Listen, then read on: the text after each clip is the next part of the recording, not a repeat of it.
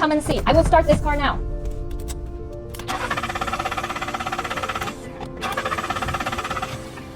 See? This car needs to be started 2 or 3 times before it can be started successfully. And after starting, the fuel consumption is very high. Do you know why? Let's go to the front and take a look. Many people said that they cleaned the throttle, replaced the spark plugs and ignition coils, and even cleaned the oil circuit of the whole car. They spent a lot of money, but the problem was not solved. In fact, this situation occurs when the fuel injector of the car is dirty. Today, I just happen to have time. Let's clean the fuel injector by ourselves. It's very simple. The fuel injector is installed under the tilting vibration box. We don't need any tools to unplug this box and put it aside. You see, these 4 are the fuel injectors. Next, we will disassemble it. First, unplug the plug. Take out the tools and loosen these 2 screws. We will pull out the fuel injector. Wow, you see, it is so dirty. No wonder the fuel consumption is so high. We will pull out the fuel injector.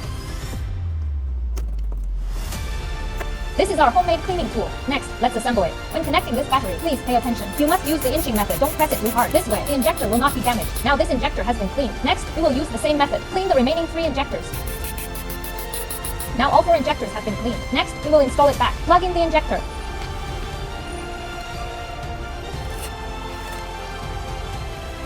We will plug the injector back. Reinstall the screws. Plug in the plug.